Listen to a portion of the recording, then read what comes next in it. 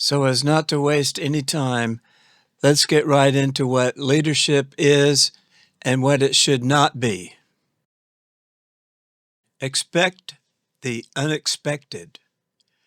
This presentation is a practical attempt to educate and inform. Many aspects of this presentation are agreeable, but some may find it objectionable.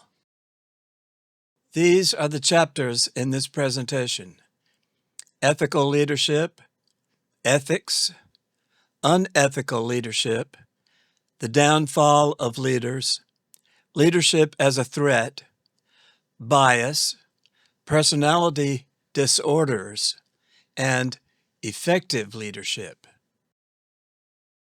After viewing this presentation, you may make an appointment with Dr. Freud. You may need to make an appointment with Dr. Freud. Is that a joke? Maybe not. Ethics, when it comes to a person, it's the moral principles that govern a person's behavior or the conducting of an activity.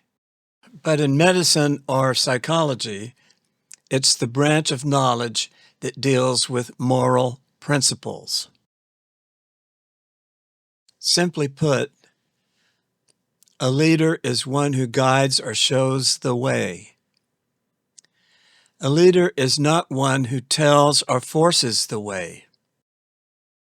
Not so simply, effective leadership is the ability to create, share, and engage people in a vision of the future.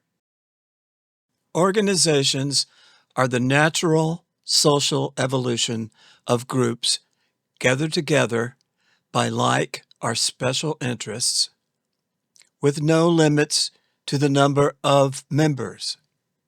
Well-established organizations may be referred to, for example, as institutions, non-government organizations, nonprofits, political committees, or social clubs.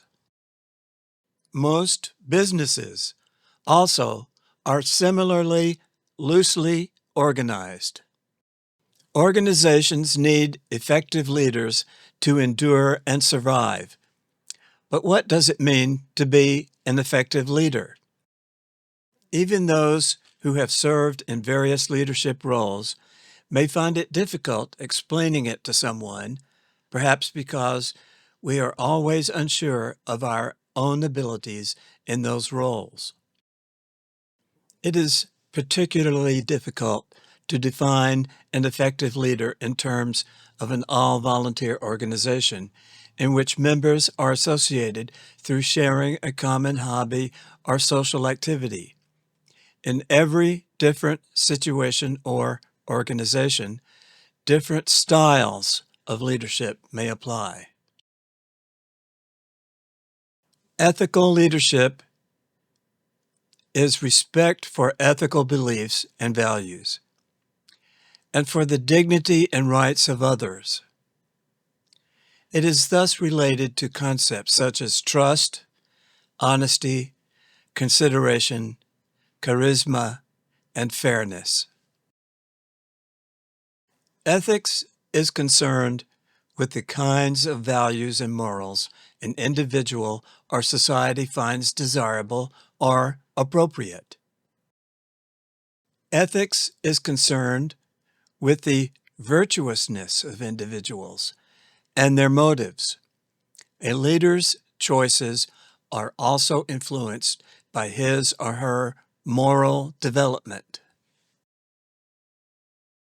Many of us who have been in a leadership position have wished for a world-class ability to command.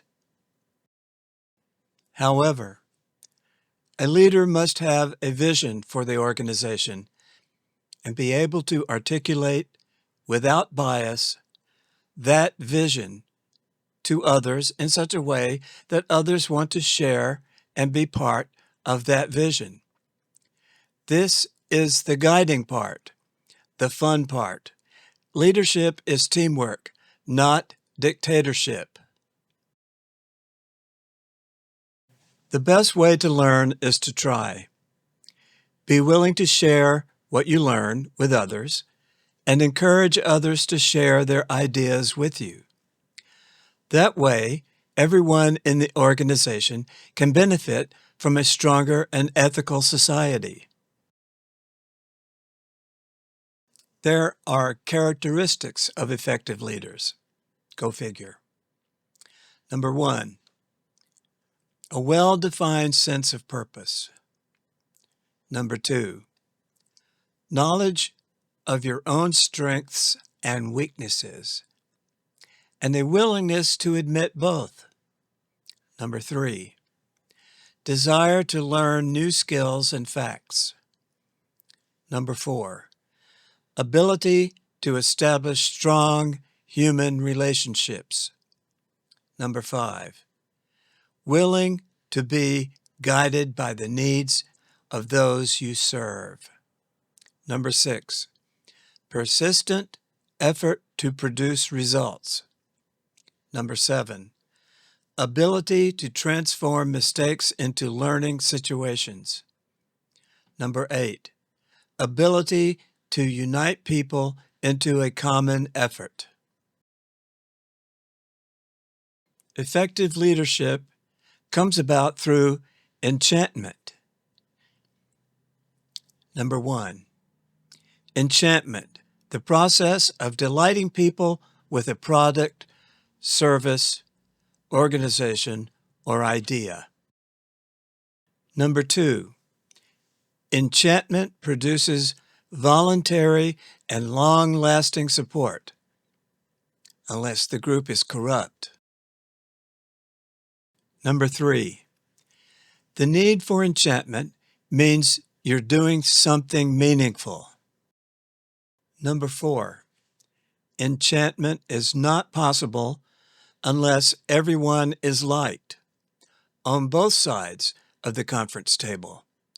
Leaders and the led must be mutually liked.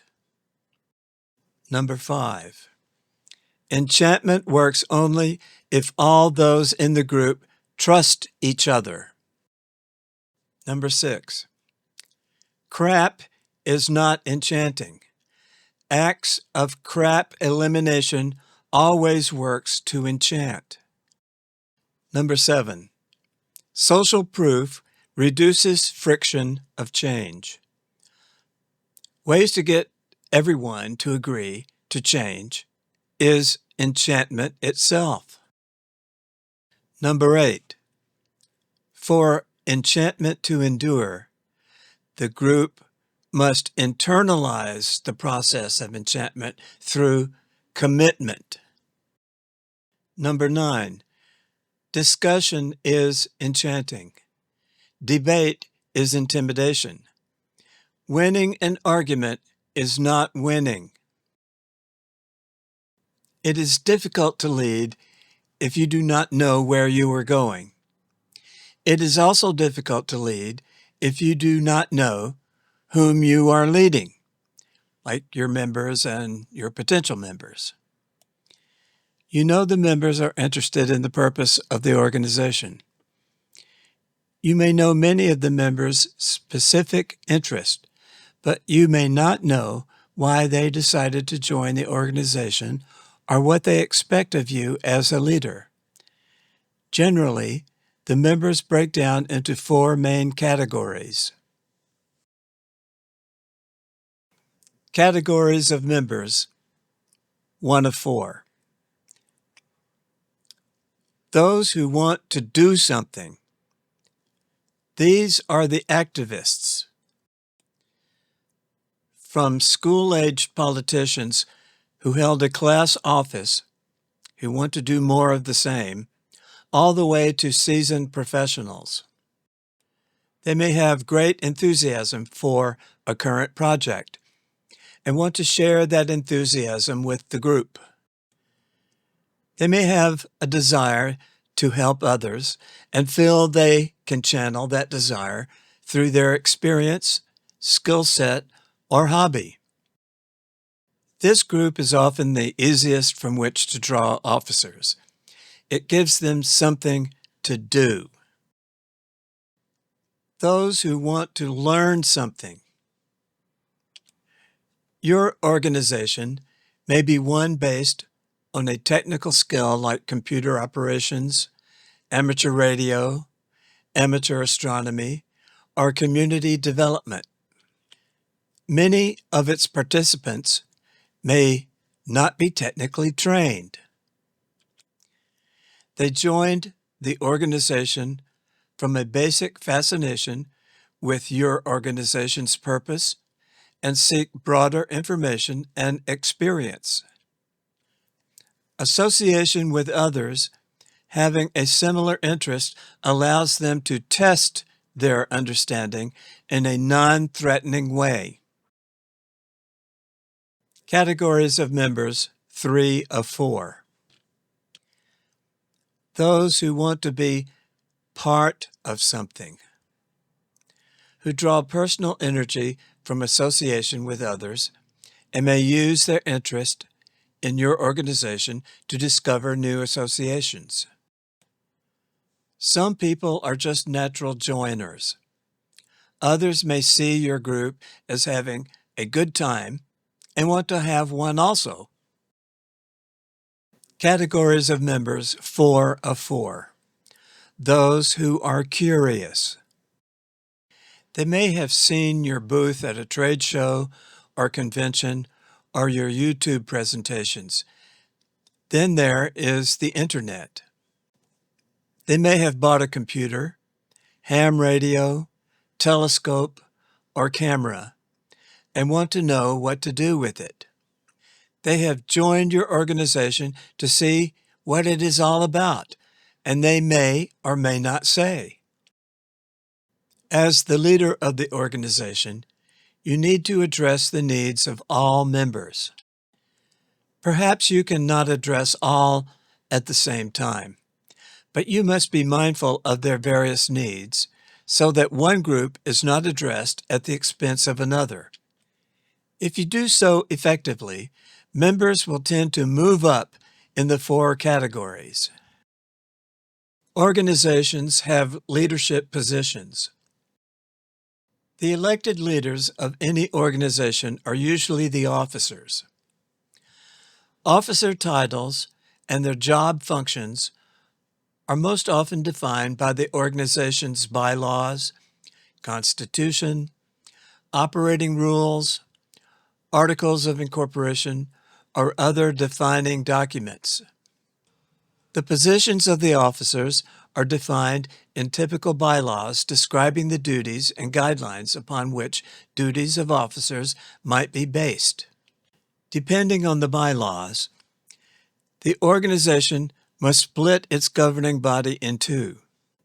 Typically, when a tipping point number of members is exceeded, typically 25, the organization should expand from 2 groups into 3 groups.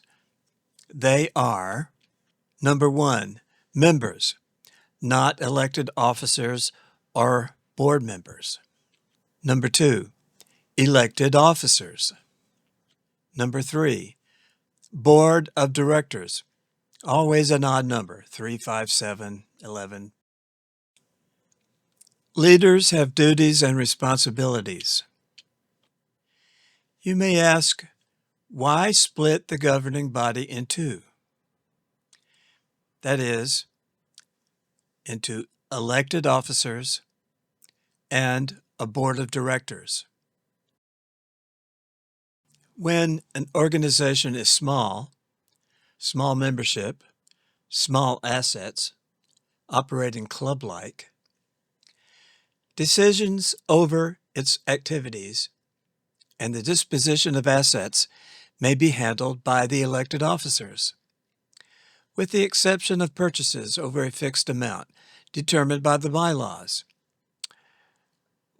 Expenses and donations, typically $25, both financial and material, must be voted on by a majority plus 1 of the members. Ethics dictates elected officers are not allowed to vote in such matters, and certainly are not allowed to decide the disposition of such matters. The elected officers administrate the will of the members by deciding when and what is to be voted on by the membership, not the disposition of the assets. Any breach of this confidence or denial of access to assets of the members by the officers is an ethics violation and may even be illegal. Again, you may ask, why split the governing positions in two?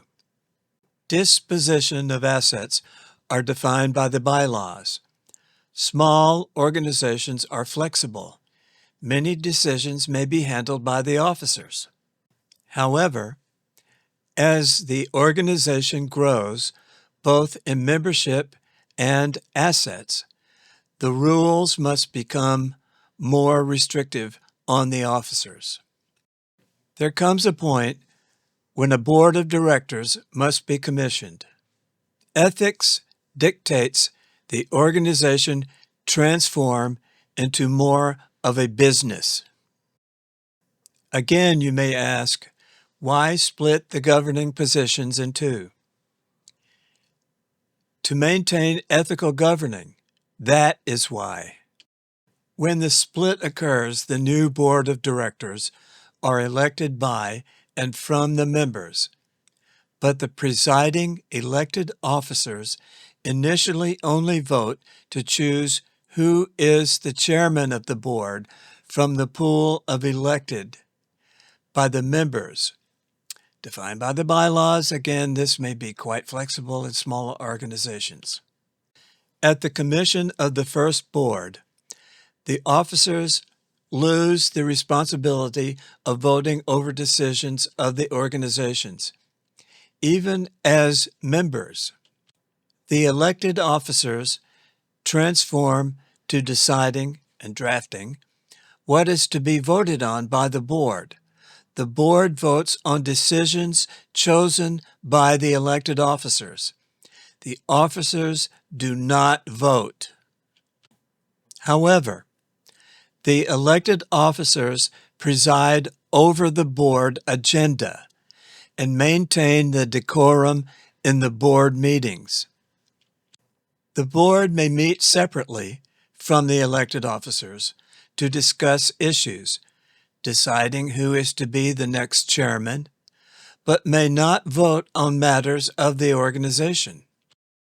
The elected officers must be present for and record the vote of the board, reporting the results to the membership in a timely manner. All this may sound awkward, but it's required to maintain ethics by default in a large organization, governed by the organization's rules of order in its bylaws. The main purpose of these rules of order is to prevent the formation of a cult of personality in the organization, all too often an affliction. Elected officers are responsible for reporting the board's vote to the membership in a timely and formal manner, again delineated by the bylaws. All meetings of the officers and board, where votes are cast, must be accessible to the public, scheduled, and orderly, governed by the bylaws. Typically, there is an election for officers and board members once a year. The board rotates chairman every 3 months. The remaining portion of this presentation may be viewed by some as negative. However, it is not negative to point out negative aspects of the human condition that adversely affect the health and welfare of individuals and organizations. It is healthy and productive.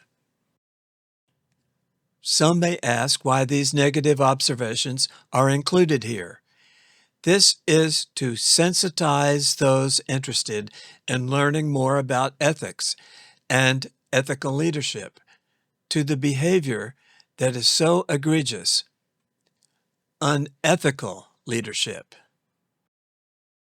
Unethical leadership involves behaviors and decisions by leaders that violate moral standards, are illegal, or promote unethical conduct among followers, often characterized by self-interest, a lack of transparency, and disregard for others. There are key characteristics and behaviors of unethical leadership. Self-serving. Leaders prioritize their own interests and needs over the well-being of their team or organization. Lack of transparency. Withholding information, misrepresenting facts, or engaging in deceptive practices. Disregard for laws and regulations. Ignoring or violating laws and ethical guidelines. Exploitation of employees. Underpaying, withholding benefits, or subjecting employees to unfair treatment. Discrimination. Biased hiring, promotion, and firing practices based on race, gender, sexual orientation, or religion. Corruption. Embezzling company funds or accepting bribes. Toxic culture. Fostering a culture of fear, intimidation, or harassment in the workplace. Moral disengagement. Leaders may use cognitive mechanisms to justify unethical behaviors, such as dehumanizing victims or downplaying the harm it may cause. Lack of empathy. Failing to understand or care about the feelings and perspectives of others. Manipulation and aggression. Using power and control to dominate and intimidate others. Deflecting responsibility. Avoiding accountability for their actions and blaming others. Focus on personal gain. Prioritizing personal benefits over the common good. Damage to reputation. Unethical behavior can severely harm an organization's reputation and public image. Loss of trust.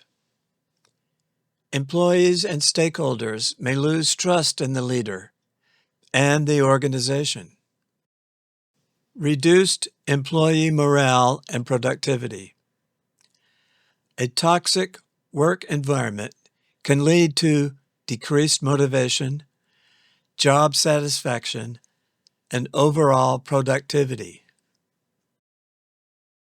Increased turnover. Employees may seek employment elsewhere to escape unethical leadership and a negative work environment. Legal and financial penalties. Unethical actions can result in lawsuits, fines, and other legal consequences. Erosion of social trust. Unethical leadership can undermine public trust in institutions and leaders. Hinders community engagement. Unethical behavior can damage relationships with stakeholders and hinder community engagement. Now we transition to what leads to the downfall of leaders. Unethical and amoral behavior can take many forms. It can involve lying, cheating, stealing, or engaging in other forms of misconduct. Most empires have fallen because their people chose poor leaders. What makes a leader unethical? A leader becomes unethical when their actions, decisions, or behaviors violate moral standards, promote unethical conduct by followers, or prioritize personal gain over the well-being of others or the organization. The downfall of leaders comes in two parts: actions and decisions. Illegal or unlawful behavior, engaging in activities that violate laws or regulations.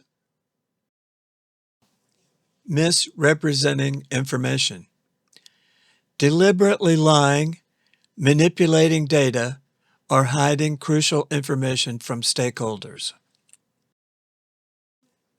Exploitation or abuse, using their position to exploit or harm employees, customers, or other stakeholders. Discrimination and favoritism, engaging in discriminatory practices or showing favoritism based on personal connections rather than merit. Lack of transparency, withholding information or being secretive about important decisions or actions. Corruption and self-interest, using their position for personal gain, such as embezzlement, bribery, or conflicts of interest. Toxic leadership, creating a negative and intimidating work environment that fosters fear and low morale. Abusive supervision, engaging in abusive or bullying behaviors towards subordinates or even equals. Micromanagement, excessive control and interference in the work of subordinates, hindering their autonomy and creativity. Lack of empathy and compassion, failing to understand or care about the needs and concerns of others. Poor role modeling, failing to demonstrate the ethical behavior they expect from others. Inconsistent behavior, saying one thing and doing another, undermining trust and credibility. Lack of accountability, avoiding responsibility for mistakes or failures and not taking ownership of their actions. Self-centeredness, prioritizing personal interests and goals over the needs of the organization or its members. Ignoring ethical dilemmas, failing to address or resolve ethical conflicts or problems. Deflecting responsibility, shifting blame or avoiding accountability for unethical actions. Here is where leadership devolves into a threat. It is natural for people to follow a leader, otherwise called cultural bias. A leader who seems to be in charge, even if that leader is incompetent or unethical. Members of organizations just do not want to rock the boat and want to feel and be accepted. However, term limits are a means to keep an organization vital, vibrant, and protected from ethics violations.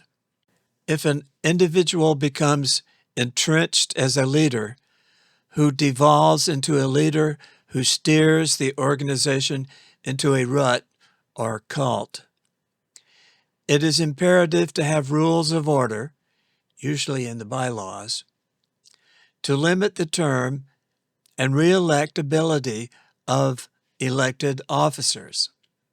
More often than not, organization leaders get stuck in a cognitive bias, in an errant idea, thinking and proclaiming, this is what our organization is or is not about, without well-crafted rules of order. The corruption known as cult of personality may take hold. Savvy members and the public may detect this unwanted behavior, which may doom the organization. Many leaders would rather destroy the organization than entertain anything that threatens their leadership or their imaginary and delusional idea of what the organization is all about. Then there is the invisible agenda, an organization maintained by an entity, foundation, or institution outside the organization. This may be identified by a lack of formal rules of order, no bylaws, or destructive decisions disregarding the bylaws, just plain indecent. Such organizations are unethical by default. Organizations in schools and on government property, parks, schools, universities, military reservations, are an example, sometimes causing bad feelings and friction from students or members with the administrators and parents.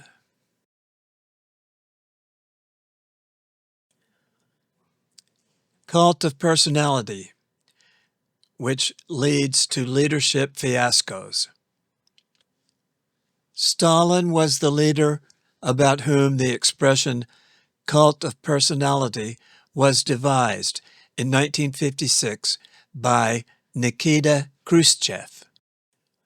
The Soviet Republic under Stalin was responsible for tens of millions of its people dying horribly, either in prison camps or by being disappeared.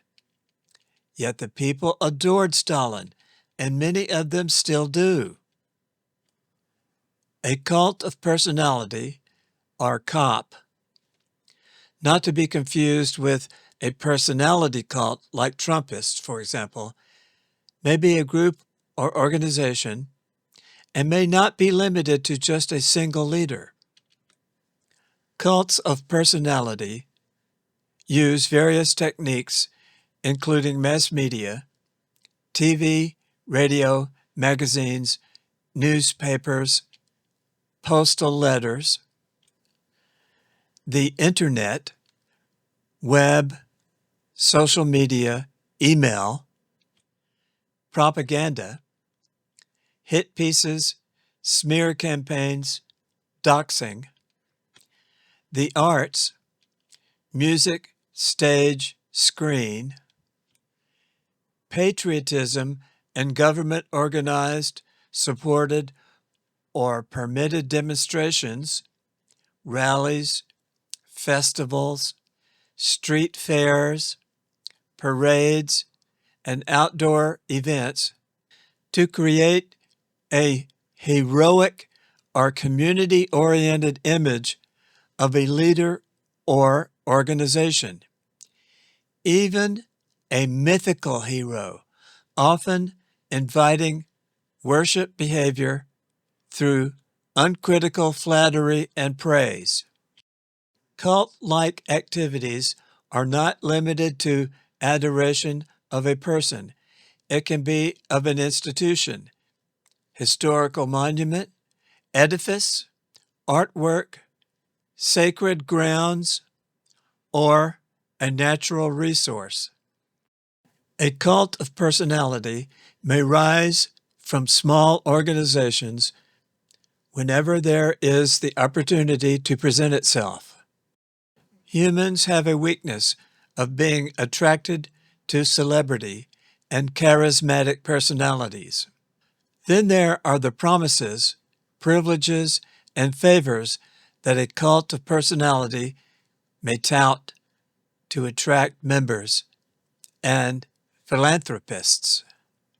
These promises and plans may be real, unobtainable, or imaginary, even delusional, to maintain the cult's hold on its members, its community, and especially its philanthropists. Cults of personality may hide or obscure their plans to make their cult appear mysterious.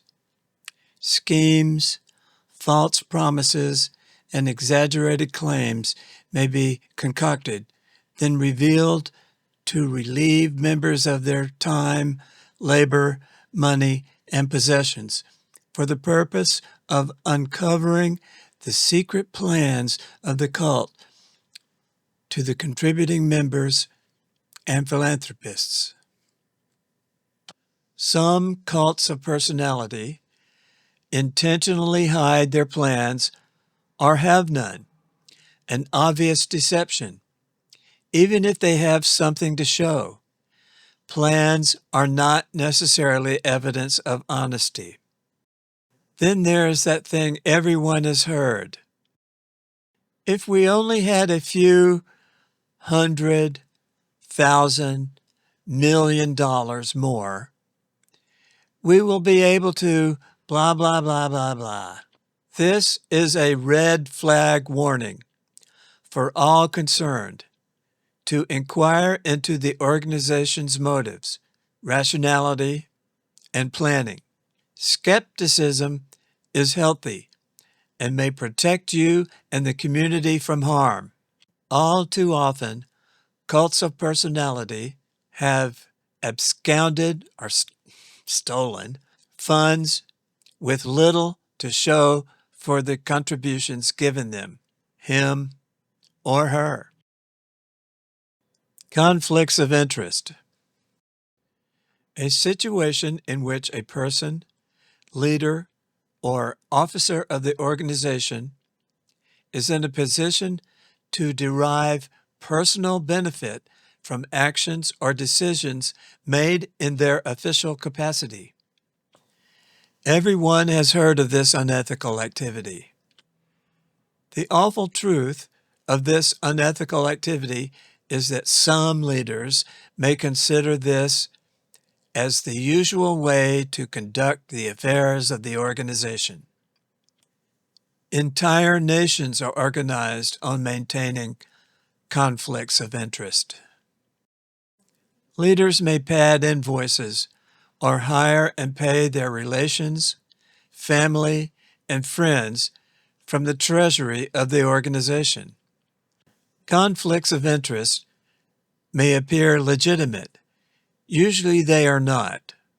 It is unethical and sometimes illegal for it to even be discussed, much less committed. Ethical organizations avoid even the appearance of conflicts of interest, whether they are real or not. And then there's bias. We all have our biases.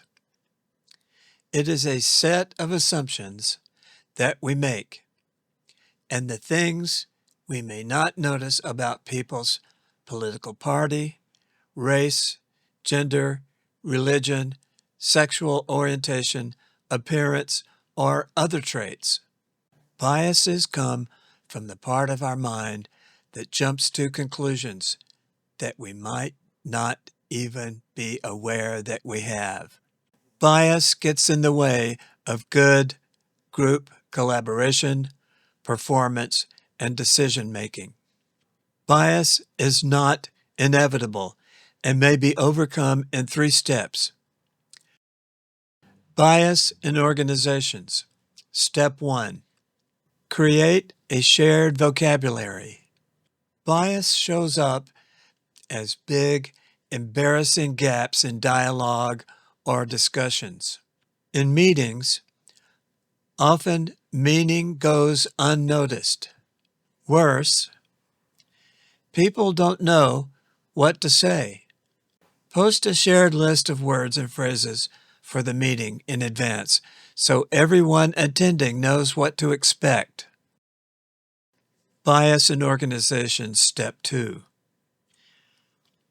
Create a norm for how to respond when the bias is pointed out, like literally waving a purple flag or some other agreed-upon signal. When your bias is pointed out, be glad to learn something new and move past the shame. If in the meeting it is perceived that harm has been done, shame may be overcome by pointing out the norm and not the bias. Say, "Thank you for pointing that out," or "I get it," or "I don't get it. Could you explain more after the meeting?" Create an environment in the meetings where bias can be overcome. They will become less threatening. Patience and persistence will help overcome bias. Bias in organizations, step 3. Commit to regularly disrupting biases at least once in every meeting. Being silent about bias reinforces it. Leaders must speak up. Being silent about bias allows it to metastasize into something worse: prejudice, bullying, discrimination, cancellation, or harassment. And then there is cognitive bias. A cognitive bias is a systematic pattern of deviation from normal or rational judgment. Individuals create their own subjective social reality from their perceptions. An individual's construction of social reality, not the objective inputs to perception, may dictate their behavior in the social world. Unethical bias. Behavioral ethics is a new field of social scientific research, which began in the mid-20th century, that seeks to understand how people actually behave when confronted with ethical dilemmas. It refers to behavior that is judged according to generally accepted norms of behavior. Unethical bias is to misbehave when confronted with ethical decisions, whether conscious or unconscious. Is characterized by rationalizing decisions which negatively impact others materially, socially, or psychologically.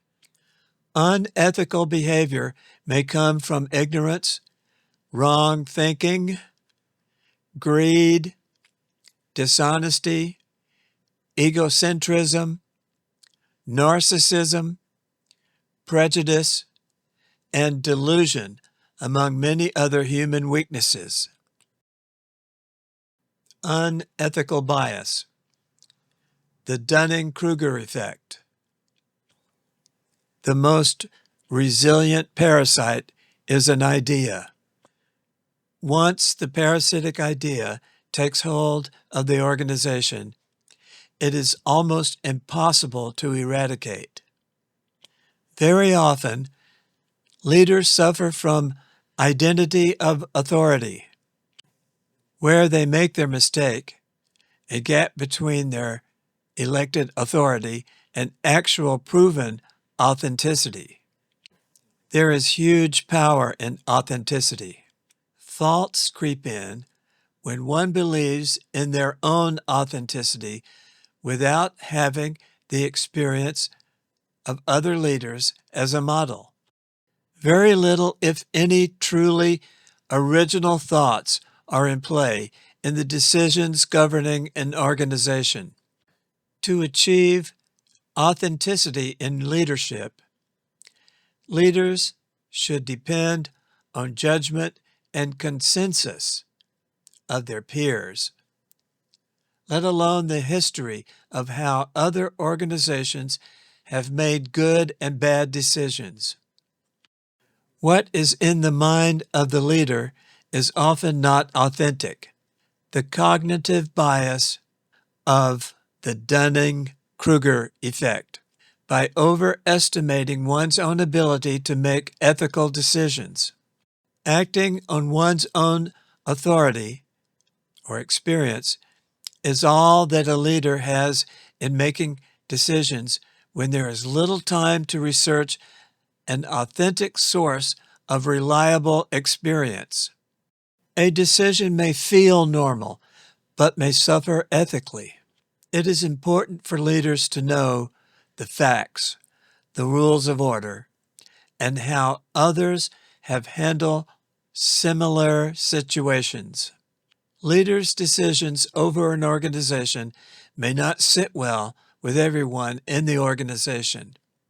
A leader must know that one's own authenticity may be incompatible with a morality that values all persons and must be prepared to discuss, not debate, the moral, ethical, religious, etc. issues of a proposed decision with the members in the organization's meetings. Knowing enough to think you're right, but not enough to know you're wrong, highlights the Dunning-Kruger effect, where individuals with limited knowledge overestimate their abilities and understanding.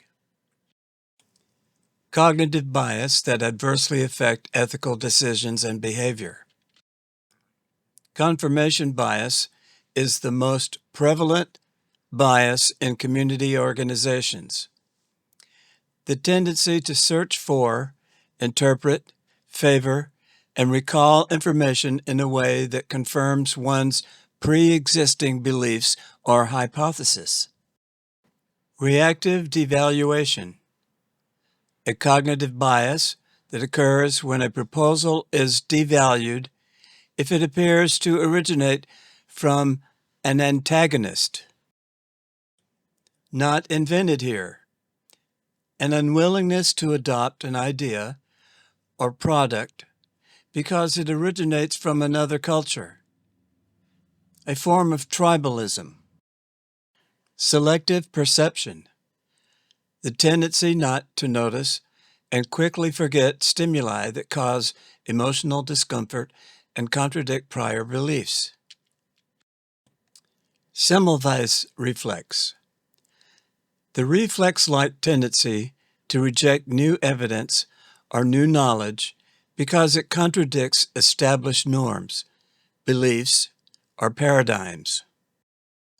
Bias, blind spot, the cognitive bias of recognizing the impact of bias on the judgment of others while failing to see the impact of bias on one's own judgment.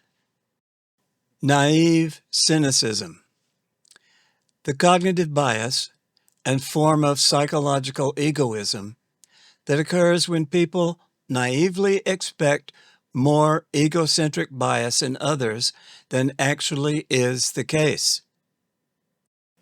Naive realism, the human tendency to believe that we see the world around us objectively and that people who disagree with us must be uninformed, irrational, or biased.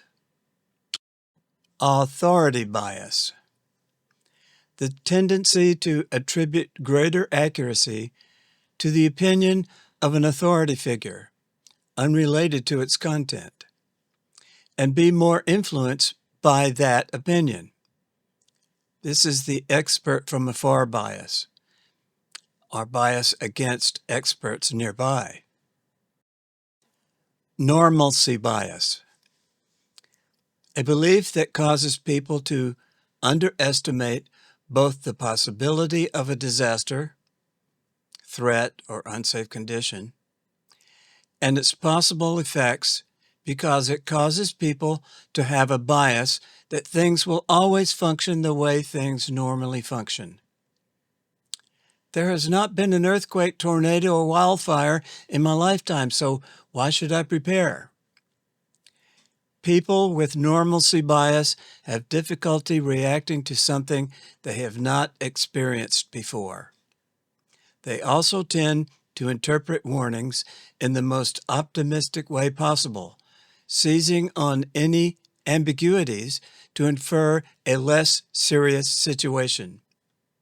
It's a desire for or to maintain the status quo. Curse of knowledge, a cognitive bias that occurs when an individual communicating with others unknowingly assumes that the others have the background to understand. False consensus bias. People tend to overestimate the extent to which their opinions, beliefs, preferences, values, and habits are normal and typical of others, that others also think the same way they do. This bias leads to the perception of a consensus that does not exist, a false consensus. And now we get to personality disorders. What are personality disorders? This part of the presentation may be difficult for some to accept, but it is important, providing understanding of where certain unwanted behaviors originate. These disorders are primordial and have existed in the human condition for millions of years. Personality is the way of thinking, feeling, and behaving that makes a person different from other people. An individual's personality is influenced by experiences, environment, that is, surroundings and life situations, and inherent characteristics. A person's personality typically stays the same over time. A personality disorder is a way of thinking, feeling, and behaving that deviates from the expectations of the culture, causes distress or problems functioning, and lasts over time. This is the envelope of experience in which everyone exists, otherwise known as consciousness. There are 10 specific types of personality disorders. Personality disorders are long-term patterns of behavior and inner experiences that differs significantly from what is expected. The pattern of experience and behavior begins by late adolescence or early adulthood and causes distress or problems in functioning. Without treatment, personality disorders can be long-lasting. Personality disorders affect at least 2 of these areas: way of thinking about oneself and others, way of responding emotionally, way of relating to other people, way of controlling one's behavior. What are the 10 specific personality disorders, otherwise known as PDs? Antisocial personality disorder, avoidant personality disorder, borderline personality disorder, dependent personality disorder, histrionic personality disorder, narcissistic personality disorder, obsessive-compulsive personality disorder, paranoid personality disorder, schizoid personality disorder, schizotypal personality disorder. Unfortunately, PDs are prevalent and may be amplified by social groups, exhibiting behavior ranging from imparting discomfort to destructive and even criminal behavior. Number 1, antisocial personality disorder. A pattern of disregarding or violating the rights of others. A person with antisocial personality disorder may not conform to social norms, may repeatedly lie or deceive others, or may act impulsively. Number 2, avoidant personality disorder. A pattern of extreme shyness, feelings of inadequacy, and extreme sensitivity to criticism. People with avoidant personality disorder may be unwilling to get involved with people unless they are certain of being liked, be preoccupied with being criticized or rejected, or may view themselves as not being good enough or socially inept. Number 3, borderline personality disorder.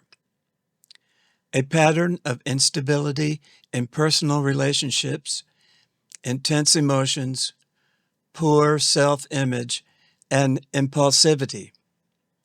A person with borderline personality disorder may go to great lengths to avoid being abandoned, have repeated suicide attempts, display inappropriate, intense anger, or have ongoing feelings of emptiness. Number 4, dependent personality disorder. A pattern of needing to be taken care of and submissive and clingy behavior. People with dependent personality disorder may have difficulty making daily decisions without reassurance from others and may feel uncomfortable or helpless when alone because of fear of inability to take care of themselves. Number 5, histrionic personality disorder. A pattern of excessive emotion and attention-seeking. People with histrionic personality disorder may be uncomfortable when they are not the center of attention, may use physical appearance to draw attention to themselves, or have rapidly shifting or exaggerated emotions. Number 6, narcissistic personality disorder. A pattern of need for admiration and lack of empathy for others.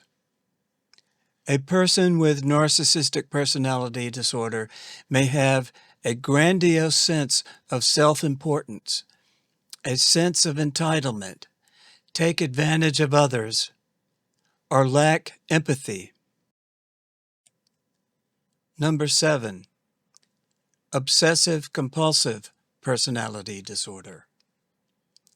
A pattern of preoccupation with orderliness, perfection, and control.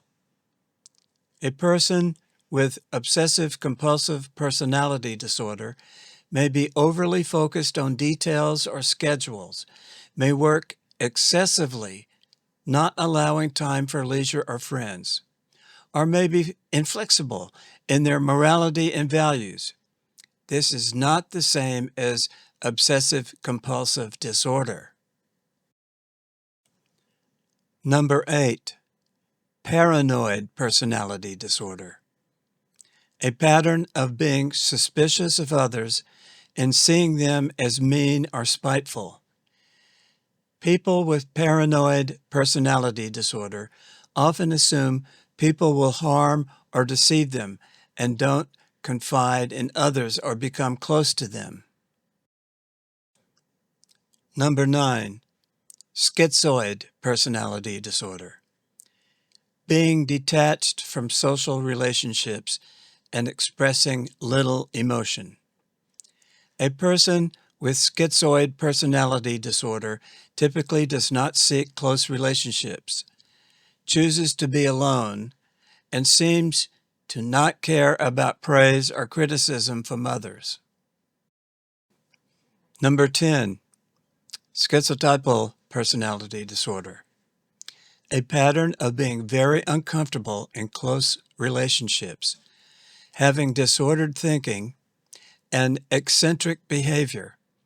A person with schizotypal personality disorder may have odd beliefs or odd or peculiar behavior or speech, or may have excessive social anxiety. Personality disorders can lead to unethical behavior. Malignant narcissism. Last but certainly not least, the worst psychological syndrome, psychosis, of all those with toxic personality disorders exhibiting unethical leadership, rearing its ugly head in groups and organizations. Malignant narcissism comprises an extreme mix of narcissism, antisocial behavior, aggression, screwball decision-making, absurd sardonic wit, and even sadism, characterized by grandiosity and the desire to raise hostility levels, undermining organizations in which the narcissist may lead or are involved, dehumanizing the people with whom they associate, and deliberately damaging people in pursuit of their own selfish desires. Leadership attracts narcissists. Be aware, the malignant narcissist may seem nice, even for long periods, but they are putting on an act and may consciously or unconsciously bring down members and the organization.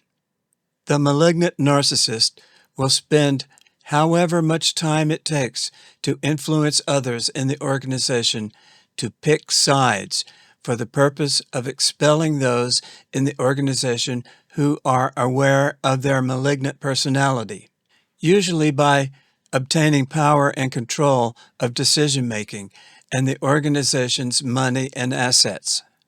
Serial malignant narcissists, both male and female, are typically very high achievers, usually having a history of victims and crimes in their past. They may have relocated many times to quench the thirst for more and more victims and to avoid retribution. Effective leadership. Effective leaders demonstrate a range of strengths or core leadership skills, including strong communication, empathy, integrity, and the ability to inspire and motivate their teams, fostering a positive and productive environment. Core leadership skills. Communication. Leaders must be able to clearly and effectively communicate their vision, expectations, and feedback to their team. Empathy and emotional intelligence. Understanding and responding to the emotional needs of team members is crucial for building trust and fostering a positive work environment. Integrity and trustworthiness.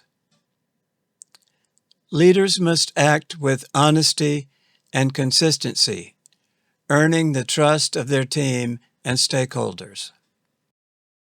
Vision and strategic thinking. Leaders need to be able to develop a clear vision for the future and translate it into actionable strategies. Decision-making. Leaders must be able to make timely and informed decisions, even under pressure. Problem-solving. Leaders should be able to identify and address challenges effectively, fostering innovation and resilience. Conflict resolution. Leaders must be able to mediate disagreements and find solutions that benefit the team. Delegation and empowerment. Effective leaders delegate tasks appropriately and empower their team members to take ownership and responsibility. Motivation and inspiration. Leaders should be able to inspire and motivate their team to achieve their goals. Adaptability and flexibility. Leaders must be able to adapt to changing circumstances and embrace new ideas and approaches. Situational awareness. Leaders need to be able to understand the dynamics of a situation and make appropriate decisions. Self-awareness. Leaders should have a good understanding of their own strengths and weaknesses, as well as their impact on others. Confidence. Leaders need to be confident in their abilities and decisions, inspiring trust and respect from their team. Positivity. A positive attitude can help create a more enjoyable and productive work environment. Finally, creativity and innovation. Leaders should encourage and foster creativity and innovation within their team. This ends the presentation on ethical leadership.